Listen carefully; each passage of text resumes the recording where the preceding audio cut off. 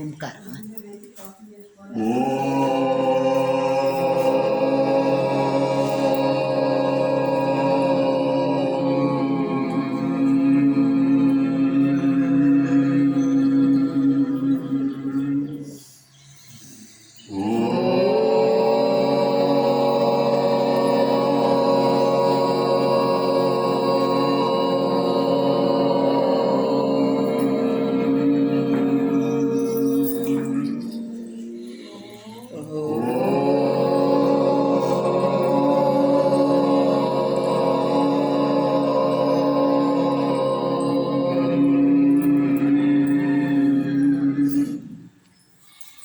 गुरु ब्रह्मा गुरु विष्णु गुरुदेवो महेश्वरः गुरु साक्षात् परब्रह्म तस्मै श्री गुरवे नमः। आपदा अपहर्तारं दातारं सर्वसम्पदां लोकाभिरामं श्रीरामं भूयो भूयो नमाम्यहम्। मनोजवं मारुततुल्यवेगं जितेन्द्रियं बुद्धिमतां वरिष्ठं वातात्मजं वानरयूथमुख्यं श्रीरामदूतं शिरसा नमामि। हरि ओम। భగవద్బాంధవులారా, గోదాదేవి భక్తులారా, అందరికీ హృదయపూర్వక వందనాలు. ఈరోజు మనము 10వ పాసురము 5వ గోపురం చెప్తున్నాం. ఈ 10వ పాసురం చదువుతున్నప్పుడు మనకు పరాంకుశముని జ్ఞాపకం రావాలి. అల్వార్, పరాంకుశ అల్వార్ ఉన్నారు కదా, చివరి శ్రీమద్ పరాంకుశముని ప్రణతోస్మి నిత్యం. ఈ పరాంకుశముని అల్వార్, ఈ పరాంకుశ అల్వార్ లక్షణం ఏమున్నదో ఈ 5వ గోపికకు ఆ లక్షణం ఉన్నది.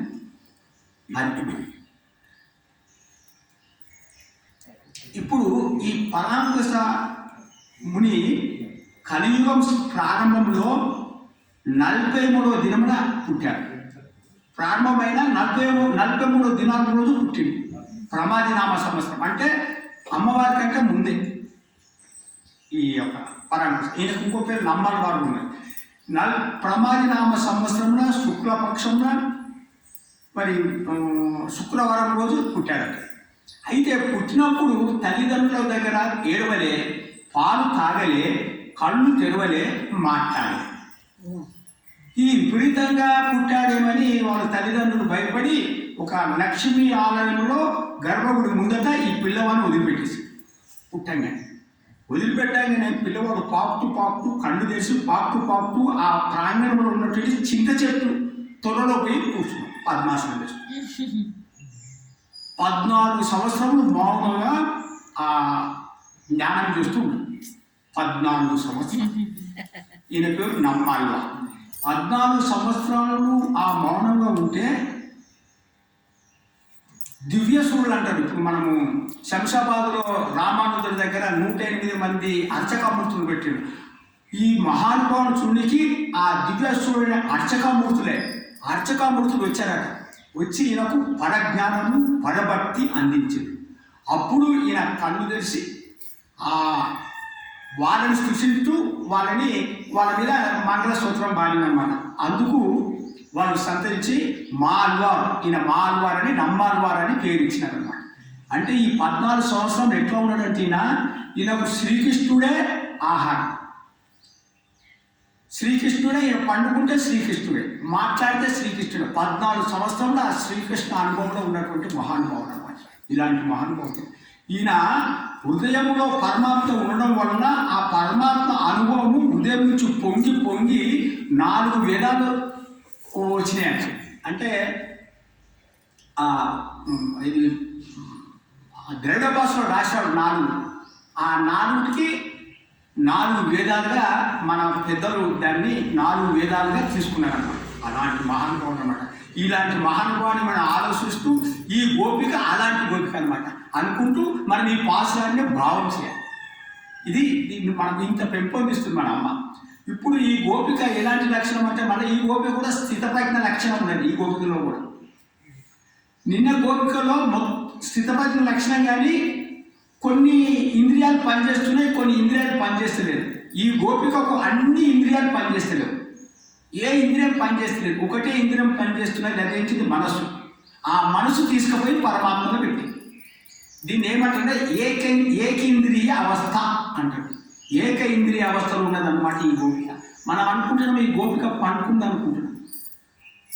మనది తామస నిద్ర, నాలాంటి వాడు తామస నిద్ర, ఆమెది అలౌకిక నిద్ర, అంటే పరమాత్మనే తలుచుకుంటూ నిద్రపోతున్నట్టు అన్నమాట.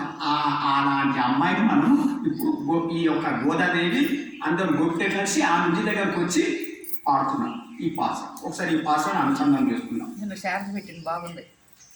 நோத்துச்சு வழக்கம் புகின்ற அம்மானாய் மாத்தம் தாராரோ வாசல் திருவாதார் நாட்டத்து துளாய்முடி நாராயணன் நம்மால் போட்ட பறை தரும் புண்ணிய நாள் பண்டொரு நாள் கூட்டத்தின் வாய் விளந்த கும்பகர்ணம் தோட்ட முடிக்கே குருந்தைகள் தான் தந்தானோ ஆத்த அனந்த துடையாய் அருங்கலமே தேத்தமாய் வந்தும் திருவேடோ ரெம்பாவாய். ఇందులో బాగా మంచి భావం ఉండేదమ్మా ఈ పాఠంలో. నేను అనుభవిస్తున్నా, చదువుతున్నా, కానీ చాలా కఠినం చెప్పాలంటే. అంత పాఠం గొప్పతనం లేదు ఇందులో. నోత్తుచు వరకం పుగిలిండ్ర అమ్మానాయ్ అని. నోత్తు అంటే అద్భుతమైనటువంటి నోత్తు, నోములు వచ్చినావు, అద్భుతమైన నోములు వచ్చి సువర్గం అంటే స్వర్గ సుఖము అనుభవిస్తున్నావా అని. నోచుచు వరకం పుగిలిండ్ర అమ్మానాయ్ అంటే దీని భావం ఏంటిదంటే ఒక్కొక్కరు అమ్మ నువ్వు ఇంత తామసనిధిలో పండుకున్నావు, వ్యంగ్యంగా ఇంత తామసనిధిలో పండుకున్నావు, నువ్వు నోమును వస్తావు, నువ్వు నోమును వచ్చి స్వర్గసుఖం అనుభవించినట్లే ఉండదు, ఏడ్చినట్లే ఉండదు, ఇంత పండుకున్న దాన్ని నీవేమో నోమును వస్తావు అని ఒక రకంగా. ఇంకొక రకంగా ఓ తల్లి మనమందరం కలిసి నోము నోద్దామని చెప్పావు, కానీ మాకంటే ముందరగానే నోము నోసి ఆ స్వర్గ సుఖాలు అనుభవిస్తున్నావా, ఇది న్యాయమా నీకు అని ఇంకొక అందుకోసం లోతుంచు వర్గం పుగిలిండ్ర అమ్మని. స్వర్గ సుఖం అంటే ఏంటిది అంటారంటే పెద్దలు, స్వర్గ సుఖం అంటే ఆ స్వర్గంలో సుఖం కాదు, శ్రీకృష్ణుడి అంటే పరమాత్మని అనుభవించడమే, అంటే శ్రీకృష్ణుడితో కలిసి ఉండడమే స్వర్గ సుఖం. ఎప్పుడు ఎవరు చెప్పిండు? సీతమ్మ చెప్పింది. రాముడు అడవిలోకి వెళ్ళేటప్పుడు నేను అయోధ్యలో ఉండు, నేను అడిగిపోతున్నా అంటాడు శ్రీరామచంద్రుడు. అప్పుడు సీతమ్మ ఏమంటది, ఈ అయోధ్య నువ్వు లేని అయోధ్య నాకు ఇది అడివి, నువ్వు ఎక్కడుంటావో అదే నాకు స్వర్గం. అది ఆ తత్వం మనకు రాదు.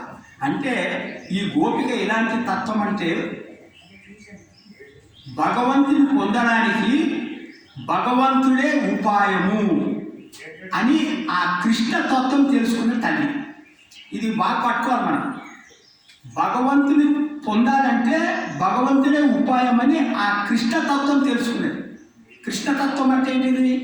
పరమాత్మ తత్వం అంటే ఏంటిది తెలుసా?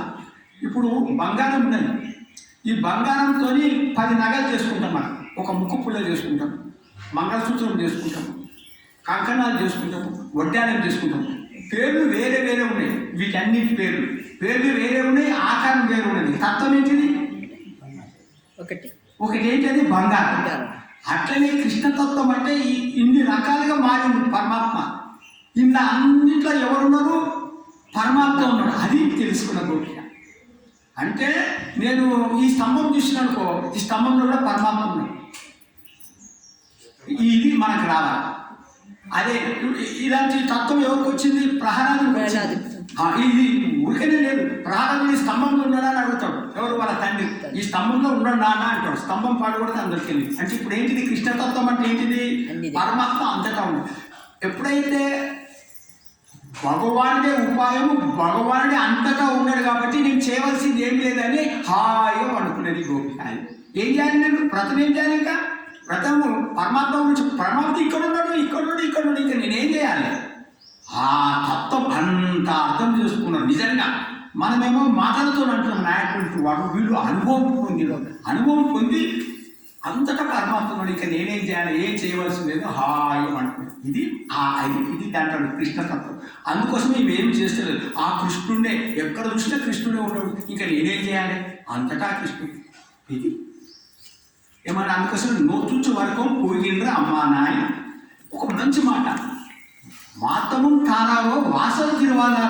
అమ్మా నువ్వు తలుపులు తెరవకుండా పర్వాలేదు తల్లి, ఒక్క మాటైనా మాట్లాడు. మాతం తారావో ఒక్క మాటైనా మాట్లాడు అంటే నువ్వు కృష్ణుని దగ్గర ఉన్నావు అన్నమాట.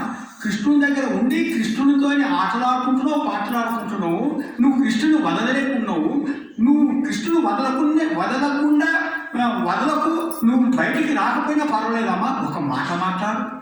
ఎందుకంటే మేము మమకారము అహంకారం అనే తోని మునిగి ఉన్నాం. మేము ఈ మమకారం అహంకారం మాకు ఉన్నది కాబట్టి మాకు ఇది అడ్డమై మేము పరమాత్మని పొందలేకపోతున్నామమ్మా. ఆ భాగ్యం మాకు లేదు. ఆ భాగ్యం లేదు. పోనీ నీ మాటనైనా విందామనే భాగ్యం కూడా లేకపోయిందే మాకు అని ఒక రకంగా వ్యంగ్యంగా చెబుతున్నాను అనమాట. మాతం తారో వాసల్ తివాలా అంటే ఒక మాట. ఇక్కడ మాట అంటే ఏంటిదంటే తెలుసా, అంటే ఒక మంచి మాటలు చెప్పాలి. అంటే ప్రవచనం అంటే పరమాత్మ గురించి చెప్పడం. ఒక మాట అని ఏంటి, ఒక మాట మాట్లాడితే ఏంటిది, మాట మాట్లాడితే అయిపోయిందా? మనలాంటి మమకారం అహంకారం ఉన్న వాళ్ళకు ఆ యొక్క లోపల ఉన్న గోపిక మంచి మాటలు చెప్తే మనకు మమకారం అహంకారం తొలగిపోతుంది అని ఒక మాట మాట్లాడవన్నమాట. ఆ మాట వల్ల మా యొక్క మమకారం తొలగిపోయి మేము కూడా భగవద్ దర్శనం చేసుకుంటాం కదా తల్లి, ఒక మాట మాట్లాడవా అని బతిమలాడుతుంది. అయినా వింటలేదమ్మ. ఏమి వినకపోతే ఏమన్నానంటే, నా తత్తు తులాయిముడి నారాయణ అంటే. నా తత్తు తులాయుడు అంటే పరిమళంతో ఉన్నటువంటి తులసి మాలనే కిరీటంగా ధరించిన వాడు ఎవరు? శ్రీకృష్ణుడు. తులసి మాలనే కిరీటంగా ధరిస్తాడు. ఎందుకంటే ఆ వాసన వస్తుంది కాబట్టి. నా తత్తు తులాయిముడి వాసన వస్తుంది. ఆ నారాయణుడు పోత్త పరై. పోత్త అంటే మేము ఆయన స్తుతిస్తాం, ఆయన నామాలు పాడతాం. ఎవరిని? నారాయణుడు. ఆ నామాలు మేము పాడతాం. నారాయణ పాడితే పరై మాకు పరై ఇస్తాడు కదా, పరై తరువాత ఇచ్చేవాడే. అంటే మనం ఈ నోములో వచ్చి ఆ కృష్ణుడు నామాలు పాడితే మనకు ఈ పరై అయిన పురుషార్థం ఇస్తాడు. మనం అంతా ఈ నోము ఎందుకు వస్తున్నాము? ఆ భగవంతుడి దగ్గర వెళ్ళి ఆ భగవంతుని పాడి, ఆ భగవంతుని పాదపద్మాలకు పాడి మనం కోరిన కోరికలు, మనకు నోముకు కావాల్సిన పరికరాలు కానీ ఆ యొక్క వస్తువులు కానీ ఇవన్నీ అడుగుదామని. అది మనకి ఇష్టమైనా అంటే మీరు శ్రీకృష్ణుడు నా దగ్గరనే ఉన్నాడని మీకు నమ్మకం ఏంటిది అని అంటుంది. శ్రీకృష్ణుడు నా దగ్గర ఉన్న నమ్మకం ఏంటిది అంటే వాసన వస్తుంది కదమ్మా తులసి మాత కాబట్టి శ్రీకృష్ణుడు ఉన్నాడు అని మేము నమ్ముతున్నాము. అంటే నేను తలుపులు వేసుకున్నా కదా, శ్రీకృష్ణుడు మా దగ్గరికి ఎట్లా వస్తారమ్మా? తలుపులు వేసుకున్నా అంటే నేను లోపల ఉంటా. మీరు తలుపులు వేసుకున్నా కూడా నారాయణ అంటే ఏంటిది? లోపల ఉంటాడు, బయట మన లోపల ఉంటాడు, బయట ఉంటాడు కాబట్టి నారాయణ. అది అందుకోసమే నారాయణ పదానికి లోపల ఉంటాడు, బయట కాబట్టి నారాయణుడి దగ్గర ఉన్నాడు అని వీళ్ళు అంటారు అనమాట. ఆమెనేమో లేదంటారు కానీ ఉన్నదని చెప్తారు. ఎందుకంటే నారాయణుడు అంతటా ఉన్నవాడు, నారాయణ అంతటా ఉన్నాడు, లోపల ఉన్నాడు, బయట. అందుకని నారాయణ అనే పదం వాడింది. కానీ అప్పటికి ఆమె లేస్తలేదు. ఎందుకు లేస్తలేదు? కృష్ణుడిని అనుభవిస్తూ ఉన్నది, కృష్ణుడితో ఉన్నది కాబట్టి ఈ మాటలు ఏమి వింటలేదు. అప్పుడు ఏమన్నారంటే, పూర్వం ఒకప్పుడు శ్రీరామచంద్రుడు ఆ కుంభకర్ణుని చంపి ఆ కుంభకర్ణుని నిద్ర నీకు ఇచ్చాడా అని అన్నాడు. అర్థమైందా? అంటే ఏమన్నట్టు అది? పండొన్నాడు కూతత్తిని వాయువులంట కుంభకర్ణం. ఒక సమయమున కూతత్తిని అంటే యముడి యొక్క నోట్లో తోసేసిండు కుంభకర్ణుని. ఆ చనిపోతూ ఆ కుంభకర్ణుడు తోతమునికే పెరుందేలు తాను తోతమునికే నీకు దాసుడైపోయి పెరుందేలు ఆ పెద్ద నిద్రను తాను ఇచ్చినాడమ్మా. అందుకోసం ఇంత నిద్ర ఏమి ఆత్త ఆనందనుడే, ఇంత నిద్రపోతున్నావు ఏంటమ్మా? ఇంత తామస నిద్ర నీకు అవసరమా అమ్మా?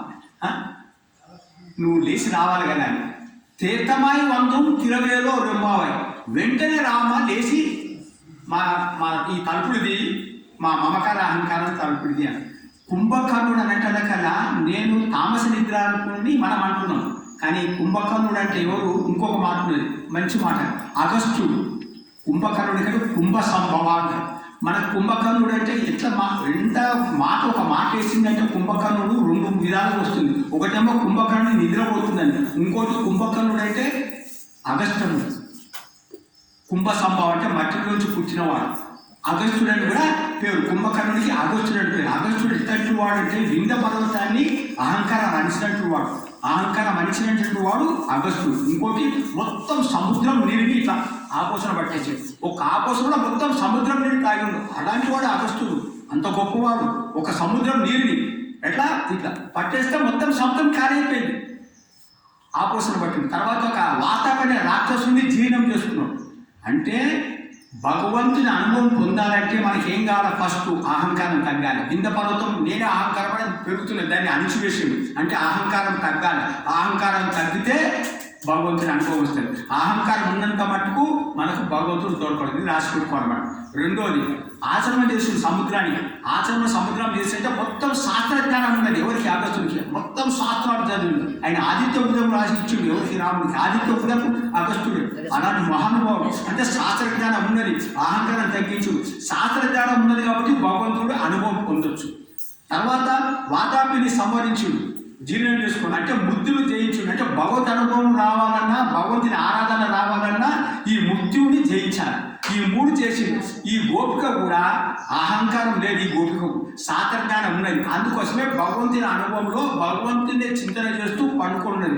నన్ను కుంభకర్ణుడు అంటారా అని, నేను తామస నిద్రనా, నేను కుంభకర్ణుడా అనేసి ఆ యొక్క వెంటనే లేచింది అనమాట. లేచి వస్తుంటే ఇప్పుడు అంత తేటమాయ వండు మెల్లగా రామా, అన్ని సర్దుకొని పక్క నుంచి లేచి గబగబా రాకు, మేము అందరం ఇక్కడ నిల్చున్నాం, కొంచెం సర్దుకొని మెల్లగా తలుపులు తెరిస్తే అప్పుడు నీ యొక్క ప్రకాశంతో మా మమకారం అహంకారం తొలగిపోతుంది. మేము కూడా కృష్ణానుభవం పొందుతాము. నువ్వు మా గోష్ఠికి వస్తే నువ్వు మా స్త్రీలకందరికీ ఒక మణి లాంటి దాని కాబట్టి మా యొక్క ఈ వ్రతము, ఈ ఎంపావైన వ్రతము నిర్విఘ్నంగా కొనసాగుతుంది అని కోరుతుంది. హరే నమః, హరే నమః.